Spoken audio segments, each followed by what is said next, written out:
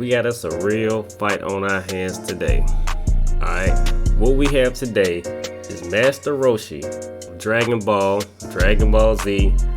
Y'all know I haven't watched Dragon Ball Super, but the Dragon Ball series versus Hiruzen Sarutobi. Alright, and out of respect for the order from which they came, we're gonna start with Master Roshi. Alright, now if anybody watches Dragon Ball or Dragon Ball Z, if you skip Dragon Ball, you all know that Master Roshi is basically the comic relief of the show. Alright, but if y'all are like me and y'all watch Dragon Ball, you know that in Dragon Ball, Master Roshi was the strongest person in that show, almost right on up to season 5, almost up to the very end. In the last tournament, Goku truly surpassed him. Alright, but anyway, Master Roshi trained Goku, he trained Krillin, he trained Yamcha. I wouldn't say that he had any part in training Tien and Chaozu, but as far as people they really didn't show him train on the show, he trained Goku's grandfather, Grandpa Gohan, y'all see it, and the Ox King, who is Chi-Chi's father. Alright, y'all know he's the creator of the Kamehameha wave, which y'all know that's Goku's signature move, so that's really Master Roshi's move. Alright, Master Roshi is the Goken of Street Fighter. Alright, so let's go on over to Naruto and let's talk about Hiruzen Sarutobi. Alright, the third Hokage. Alright, known as the god of shinobi. Alright, the third Hokage is basically in the first arc of Naruto. He is the Hokage. In the show of Naruto, he starts off as the Hokage. And y'all all know in the Chunin exam, they go into basically a war at the end of the Chunin exam, and he fights his very own student, which is the same as Master Roshi fighting his own student in the Tenkaichi tournament. Alright, let's see if we can see some of Hiruzen's techniques. Alright, so y'all know how Naruto works. You have the different releases. So he has the fire release, wind release, lightning release, earth release, water release, yin and yang release. Alright, when they say God of Shinobi, he's known to know nearly all ninjutsus. Alright, now y'all know the third Hokage, like it says here, was a prodigy. If y'all remember when Danzo fought Sasuke, you saw in that arc, in the 5 Kage Summit, Danzo showing when the third Hokage became Hokage. Alright, he basically became a Hokage as a teenager, and he probably had the longest run as a Hokage. Alright, because he actually died in his old age, which a lot of them didn't, which technically up into the show where we are now, none of them have. Anyway, in his old age, we're not discrediting him by still showing, in this versus, we're not discrediting him in this versus battle by doing him as an old character and Master Roshi as an old character. They were both still really strong in their old age. So let's get into the battle. Master Roshi versus Hiruzen Sarutobi, the third Hokage. Alright, so y'all, so in this battle, I want to start with the third Hokage in this battle. Alright, when it comes to ninjas, in my opinion, they typically have the speed advantage.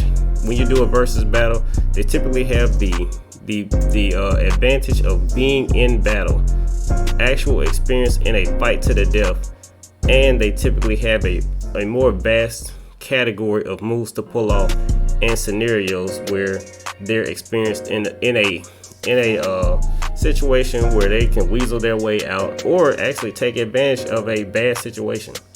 Alright, Hiruzen Sarutobi is definitely a master of that. If y'all watch the fight of him versus Orochimaru, y'all see in that fight where Orochimaru summoned the first and the second Hokage. He threw the ninja stars in the caskets, and he used his chakra to stop the third. No, that was the fourth Hokage from being awakened.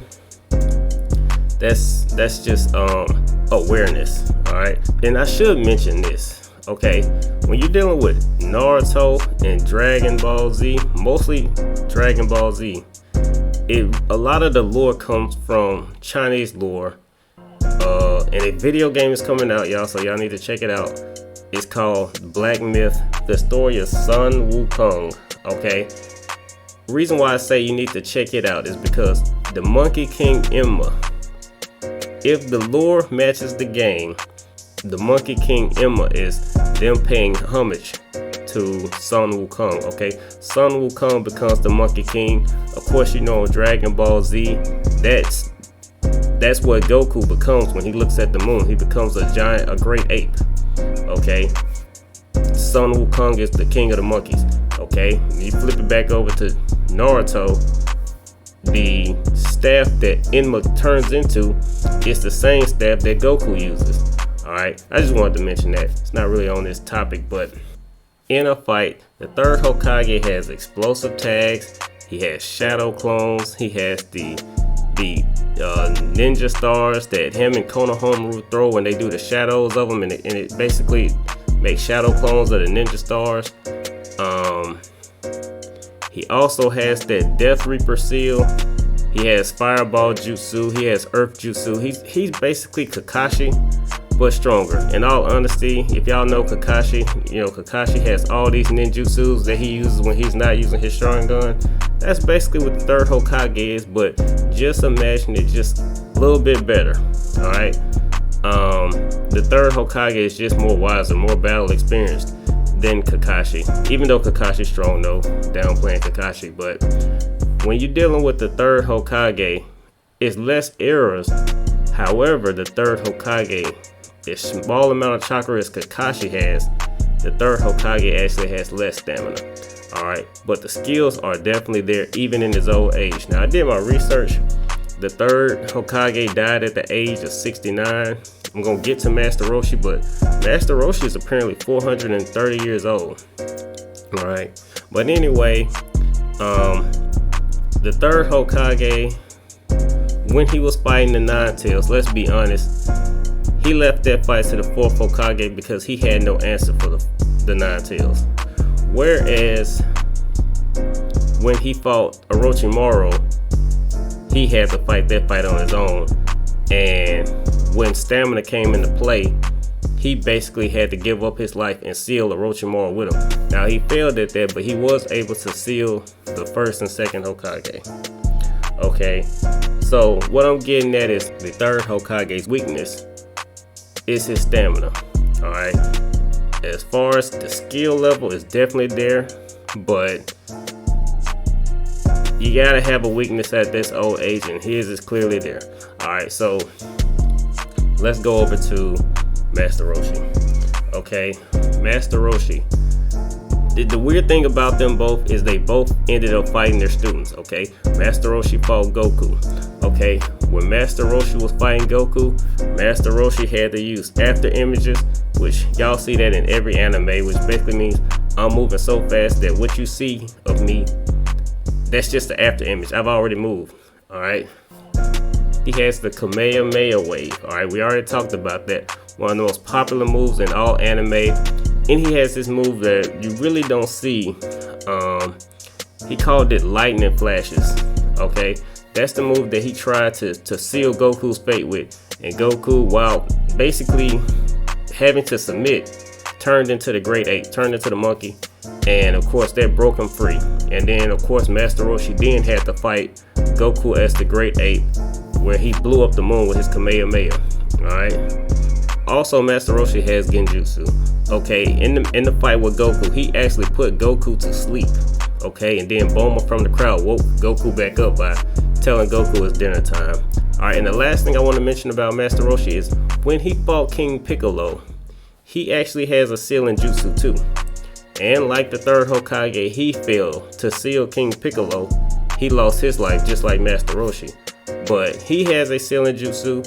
It actually looks a lot more effective than the third Hokage's because it's long range. Alright, so he could do his from a distance, but he'll admit that he never mastered his, whereas the third Hokage failed to complete it because of stamina.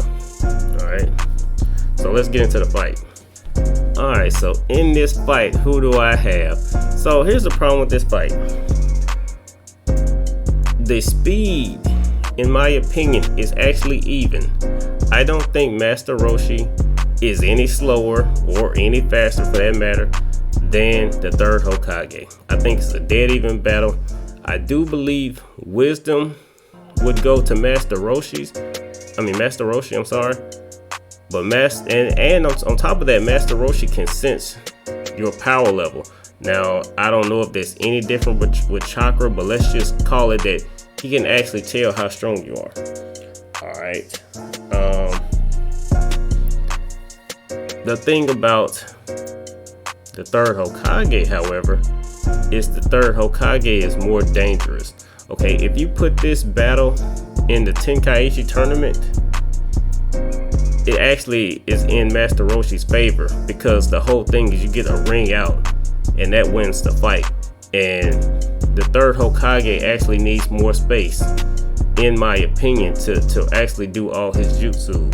That's not to say that that's an automatic win for Master Roshi, but it does tip the scales in Master Roshi's favor. Now, Master Roshi would have a hard time landing the Kamehameha wave. It's too slow.